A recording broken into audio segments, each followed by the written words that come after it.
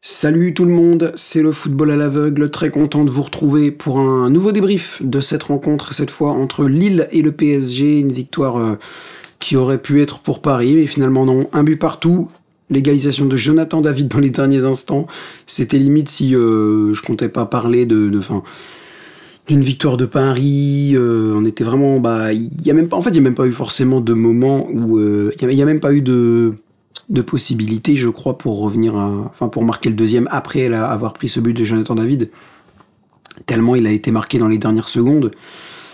C'est dommage. C'est dommage. On voit bien là l'importance du deuxième but. On n'a pas marqué dans le jeu. C'est Mbappé qui a mis le penalty. Donc,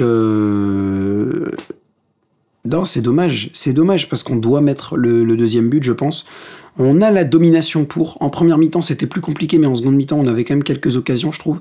Et le penalty de Kylian Mbappé nous avait bien lancé. Mais on n'a pas réussi à concrétiser, on n'a pas fait le break. Et ben là, on se fait reprendre par Lille. La compo de Luis Enrique, quoi dire de la compo de Luis Enrique? Personnellement, j'ai un peu de mal avec la compo de Luis Enrique. Pas parce qu'il a fait des tests, pas forcément parce qu'il a fait des tests, pas parce qu'il a mis Zaïre Emery, je crois qu'il a mis Zaïre Emery un petit peu à droite, j'ai pas tout compris en fait à sa compo, mais pas parce qu'il a fait des tests. Mettre Zaïre Emery à droite si tu veux, si tu veux. Déjà c'est le fait qu'il l'a mis contre Lille. J'aurais bien aimé qu'il fasse ça contre d'autres clubs un peu moins bien classés que Lille, parce que bon, Lille c'est 4ème, 5ème. Là ils sont revenus sur les Brestois, les Lillois. Je pense que Brest est repassé 5ème du coup, parce que Lille a un meilleur goal average. Mais moi, la chose que je retiens là, c'est aussi que, en fait, c'est pas forcément les tests qui me dérangent, c'est qu'on comprend rien.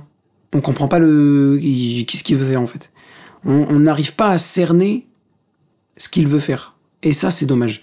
Parce que, encore qu'il fasse des tests, c'est normal. Parce que il voit sur le long terme, Luis Enrique. Il se voit présent à Paris, sur le banc de Paris, sur le long terme. Donc, ok, d'accord, ok.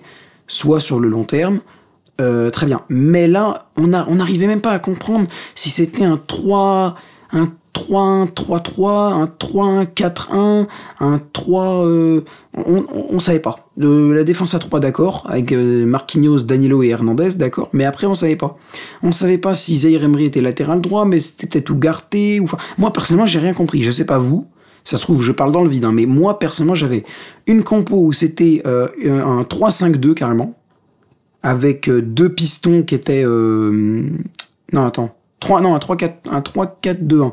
Avec deux pistons qui étaient Manuel Ugarte, latéral droit. Non, Zaïre Emery, latéral... Enfin, piston droit. Et Lee Kangin, piston gauche. Ensuite, sur Foot Mercato, j'avais Lee Kangin, piston droit, et Ugarte, piston gauche. Et à un moment, on avait Zaïre Emery latéral droit. Et Zaïre Emery, enfin sur Twitter, j'ai vu Zaïre Emery latéral droit. Et Paris nous mettait... Paris, j'ai même pas compris. Je crois qu'il mettait Ugarte à droite et je sais plus quoi à gauche sur l'application PSG. Mais ce que je veux dire par là, c'est qu'en fait, tu ne sais même pas. Que tu fasses des tests, c'est très bien, mais quand les supporters arrivent même pas à comprendre la compo, voire même certains journalistes n'arrivaient pas à comprendre la compo, c'est qu'il y a un problème. Là, pour moi, c'est pas forcément de la faute de Luis Enrique. Enfin, si, c'est un peu de la faute de Luis Enrique si on n'a pas gagné. Mais je veux dire, c'est pas très grave non plus. Là, c'est un match face à Lille, c'est un grand club, c'est normal de louper des points face à des grands clubs, mais déjà que ça se reproduise pas tout le temps. En plus, ça va, parce qu'on a eu ça dans un bon timing, parce que Nice et Monaco ont perdu. Donc, c'est un bon timing, même si c'est vrai que le meilleur timing aurait été de gagner pour justement avoir 7 points d'avance rien que sur le deuxième. Mais c'est pas fait, mais c'est pas grave, on a 5 points d'avance, c'est quand même déjà très bien, on est assuré d'être champion d'automne, ça c'est sûr et certain. Maintenant, pour moi, c'est aussi parce que Lille a fait le bus. Et c'est pas un problème, hein. C'est pas une critique, c'est un constat. Lille a mis le bus, on a eu du mal à contrer ce bus, à malmener ce bus, et on s'est fait reprendre. Voilà, c'est tout. Il n'y a pas d'histoire de oui, mais fallait pas mettre le bus. Je veux dire, à un moment, Lille, ils sont à 2-3 points de Monaco et de Nice. Ils affrontent le PSG, qui est trop loin d'eux pour espérer les atteindre. Vous vouliez qu'ils fassent quoi? Qu'ils s'exposent au risque de prendre 3-4 buts pour aller quoi? En marquer 1 ou 2, super, génial. Ou alors que, comme là, ils fassent le bloc. À la limite, ils prennent un but en contre-attaque ou enfin comme ça, dans un moment du jeu, un peu, voilà, un penalty. Mais derrière, qui reviennent et qui marquent un but, là, en l'occurrence, par l'intermédiaire de Jonathan David. C'est une stratégie tout à fait viable. Il va falloir arrêter de critiquer les gens qui mettent des bus. Les gens qui mettent des bus, c'est juste des gens qui veulent des points. Et tout le monde veut des points. Alors Lille, en soi, c'est pas une équipe qui veut mettre le bus tout le temps. Mais là, contre Paris, contre Nice, contre Monaco, c'est normal. Contre Lorient, Le Havre, Clermont, Troyes, même s'ils sont en Ligue, enfin, t'as compris. C'est... Bon là, faut pas mettre le bus, c'est un peu débile de mettre le bus. Mais face à des équipes qui attaquent, face à des équipes dont tu te dis que, bon, si t'as déjà un point, c'est pas mal. Qu'est-ce que tu voulais qu'ils fassent de plus ? Qu'est-ce que tu voulais qu'ils fassent de plus ? Je vous pose la question. Là, nous, on doit trouver une solution. Pour moi, on l'a pas si mal trouvé que ça. On a quand même quelques occasions. J'ai déjà vu des bus plus élaborés qui empêchaient totalement les équipes d'agir. On n'avait aucune occasion. Là, Paris avait certaines occasions. Mais le problème, c'est que nous, on a des soucis dans le cadrage. Je pense qu'on peut dire ça, dans le cadrage de nos frappes. On a des soucis dans dans la finition des actions. Parce que c'est bien, cadrer un ballon, c'est très bien. Mais le mettre au fond, c'est encore mieux. On a des soucis pour ça. Donc franchement, en vrai, en sachant qu'on a des soucis partout comme ça, avoir quand même autant d'occasions, autant de centres, autant de départs dans la profondeur pour arriver dans la surface, franchement, quand tu sais que Lille a mis le bus, bah ça va, quoi. Je veux dire, franchement, ça passe en vrai, hein. Ça passe. Franchement, ça passe. Et même sur la compo, en vrai, la compo en elle-même, pour moi, c'était un 4-2-3-1. Ça m'affichait 4-2-3-1 et je pense que c'est bien ça parce que c'est la même compo que j'avais sur Forza Football et sur Foot Mercato. 4-2-3-1. Donc je pense qu'il s'était pas gouré. En soi, 4-2-3-1, pour moi, c'est pas une compo défensif. C'est juste que dans le jeu, en phase défensif, il garait le bus. Mais c'est totalement compréhensible. Et résultat, ça a payé. Ça a payé. Les mecs reviennent sur Brest, ils sont 4e, ils sont à 2 points de Monaco, à 4 points de Nice. Bah ouais. Et s'ils avaient pas mis le bus, ils auraient sûrement perdu, pour moi, 2-3-1. Ils auraient été 5e, ils auraient eu Marseille et Lens derrière à 1 point qui leur colle au basque. Brest toujours devant.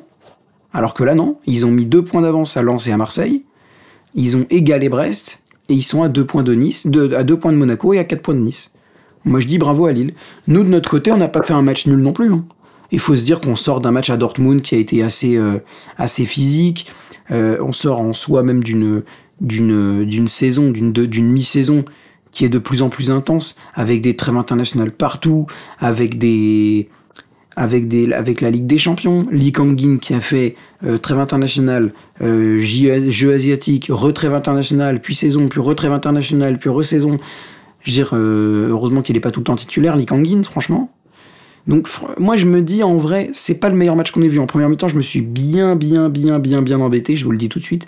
Mais en vrai, c'est pas un bon match non plus. Hein. C'est pas un bon match non plus. Mais c'est un match de fin décembre. Pour moi, c'est un match de fin décembre, tout simplement.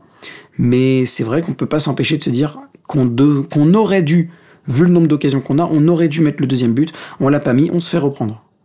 Pour moi, c'est aussi simple que ça. Y a pas, au niveau des tops et des flops, franchement, je sais même pas. En vrai. Y a pas de... Voilà, un flop si, Skriniar sur son entrée. Skriniar et Asensio fautifs sur le but. Au niveau des tops, j'ai bien aimé Mbarkola, serein. Mbappé aussi, au-delà de son but, participatif dans le jeu. Mais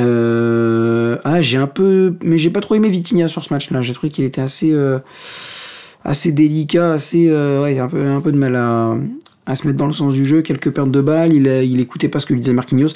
Bon, après, le jour où Marquinhos sera un bon capitaine, les poules auront des dents, mais quand même, faut quand même l'écouter un moment ou un autre. Enfin, pour moi, c'est un peu logique. On pouvait pas s'attendre à autre chose. Vu ce match-là, tu vois, par exemple, mercredi face à Dortmund, au-delà des défauts du match, on pouvait quand même se dire qu'on avait la place. Là, aujourd'hui, est-ce qu'on avait la place de mettre plus ?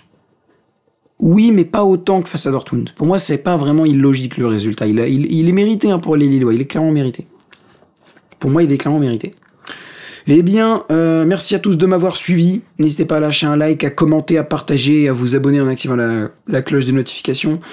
Je vous rappelle, pour ceux qui voient la vidéo ce soir ou avant demain 11h, qu'on sera en live, que je serai en live demain à 11h, lundi 18 décembre à 11h, 11h15 à la limite, mais plus 11h, je vais programmer le live après, pour les tirages au sort européens, tout ce qui est Ligue des Champions, Ligue Europa et Conference League. Sur ce, c'était le football à l'aveugle, n'hésitez pas à me donner vos avis à vous dans les commentaires, ça m'intéresse beaucoup, et je vous dis à demain, salut!